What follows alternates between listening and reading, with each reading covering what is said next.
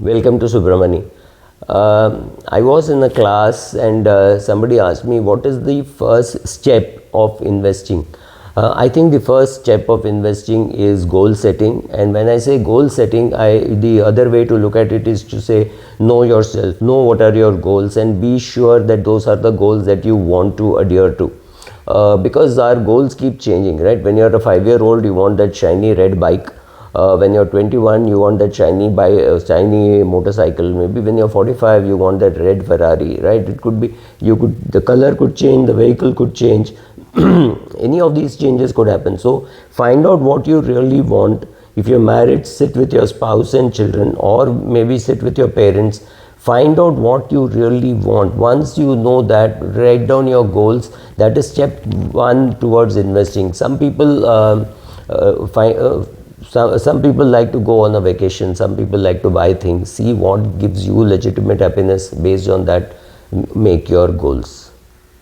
Even when somebody wants to buy a bicycle or go on a vacation and they ask me which bicycle should I buy, the question is not which bicycle is good. The question is what suits you. How much are you going to ride, right? If you're buying for your 10-year-old son or daughter, then you may want a very simple bike without gears or anything. Maybe they'll run errands going to the shop to buy things. I don't know, depending on what is the usage. If you are going to ride it 100 kilometers a day, or maybe 500 kilometers a week or something like that, then maybe you need to look at a completely different bicycle. How comfortable are you riding on the road? What helmet are you going to use? All these things are going to matter in the cycle of your choice. Exactly like that for your lifetime goals. See what suits you. You cannot copy my goals. You cannot copy somebody else's goals, right? So goal setting is step one in investing. Know yourself through goal setting. Thank you. How should I start investing? I feel very awkward to ask my parents about it. This is a 22, 23-year-old girl.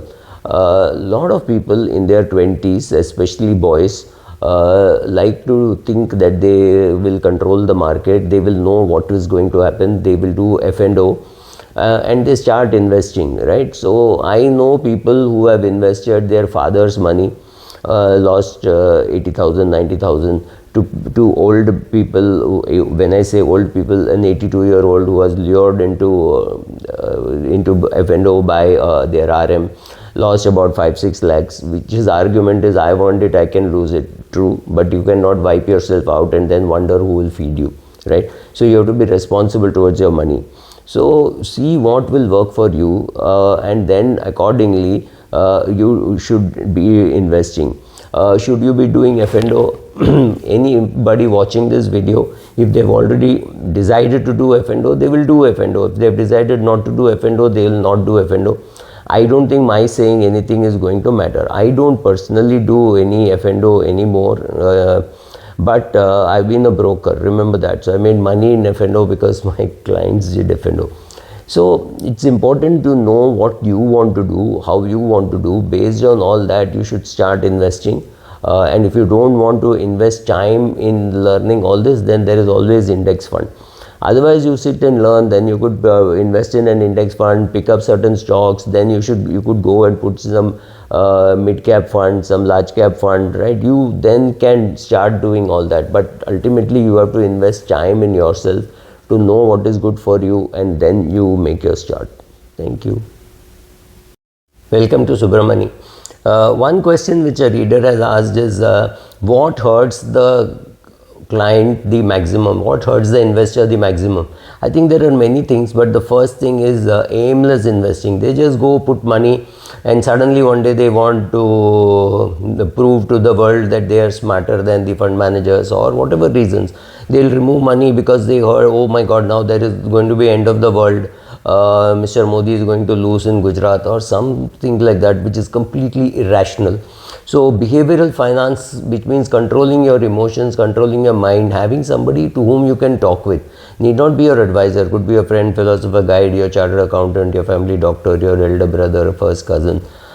neighbor, could be classmate, could be anybody to whom you can talk and hold your emotions in check.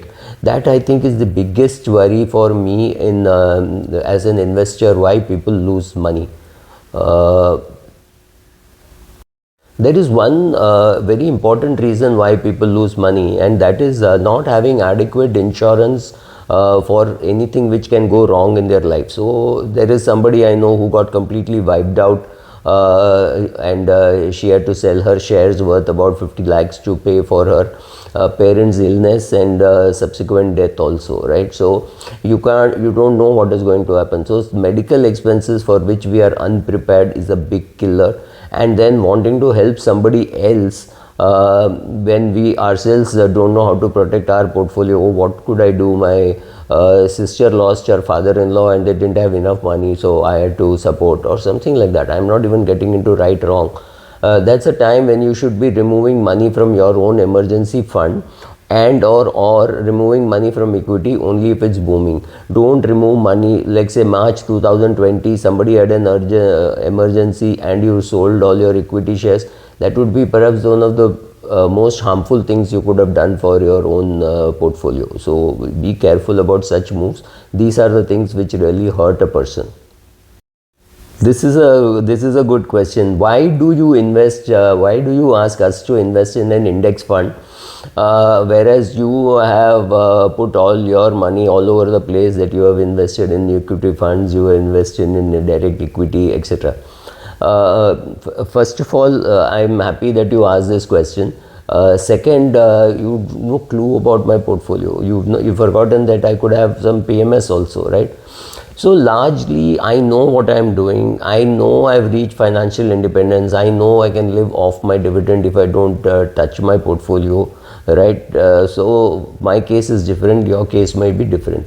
If you are here to create wealth, my kind of an approach cannot work, right? I don't need to create wealth. It will anyway get created because of the fact that I will not touch it for a long period of time. But really creating wealth, it is incidental to what I am doing with my life. So I will create, I'm not worried about that. But if you are very focused that you want to create wealth and this is how you should do, you should aim for simplicity. That makes more sense. I think Morgan Housel also says, again, he's in an active passive investment, right? He's got the Vanguard Total Index Fund and he's got Berkshire Hathaway. So Berkshire Hathaway is active and Vanguard is passive, right?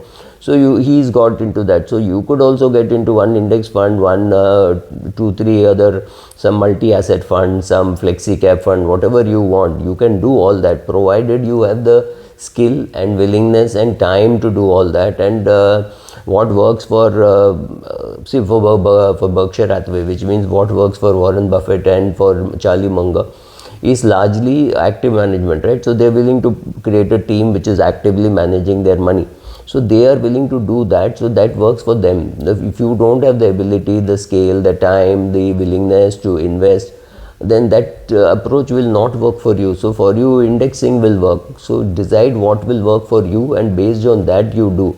You can't copy what I am doing, right? I can take risk, I do take risk, I lose money. Right now there are 2-3 companies in which I am building a position for the next 10 years.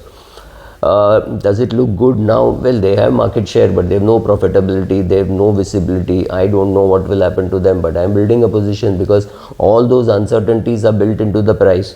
Therefore, I will build a position slowly. I will do a monthly purchase. Whenever the market is down, I'll buy more. If the market is high, I may actually sell.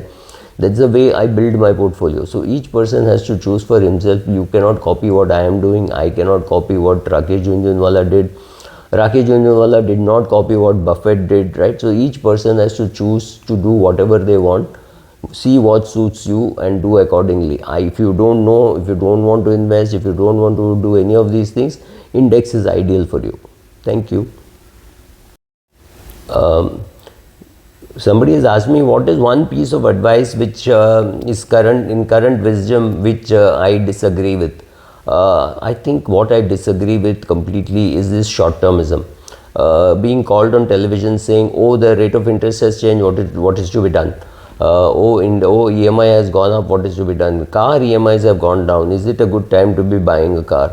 I'm just unable to answer any of these questions, right? Because when I buy a share, I think I'm buying a share because I think it's a good business. So whether it is an airline or a food delivery business, I think I like the business. I know there is a big market for it. I know people who are consuming it, and so I know there will be growth. Will they make money? Will they have enough margins? Will they share enough with their shareholders? I'm presuming they will put corporate governance in place and all those things, and therefore as a fallout of that, the ROCE will improve, the RONW will improve, all those things will improve over a period of time. I'm willing to give it that much of time. Now if somebody comes and tells you buy low and sell high, I think you're setting yourself for a lot of disappointment, because you don't know what is going to be high, what is going to be low. If I'm buying a share at 65 rupees today, or at 800 rupees today, or at 2000 rupees today, I don't really care too much about the price. Of course, valuation is important, but largely I'm trying to say over the next 10 years, how much money will I make? And today I'm buying it at say 130 rupees. And I will keep buying every month, and I want it to go up to something like 10,000, 12,000 rupees over a period of next 10 years. I'm willing to look at it on a daily basis, on a monthly basis, whatever, or look at the quarterly results, read about the industry. I'm willing to do all that.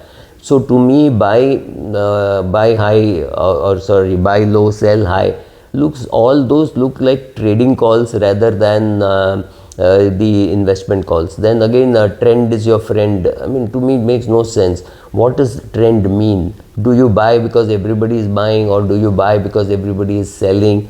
Can you move against the crowd? It's easy to say, oh, buy when there is fear and sell when there is greed, but you don't know whether you are yourself being driven by greed and fear, right? Or regret, saying, oh God, I shouldn't have sold this. If I had just kept all my Apple shares, or all my Facebook shares, or all my Wipro shares, or all my TCS shares, what would have happened? Did you have the confidence? Did you know you were doing, like for example, TCS, I haven't sold anything from the original IPO, but the IPO itself gave me only 17 shares, right? So, but I could hold on to it because, okay, there is Tata Group, there is software, their income is in different currencies, right? When you know all those things are happening, you are reasonably confident that you'll hold. But it is not true that you will hold every share that you buy for the rest of your life. You don't know the promoter, you do not know many of those things. Then you are worried, then you behave very differently. So, right, so everything doesn't work for everybody. So see what works for you and do that.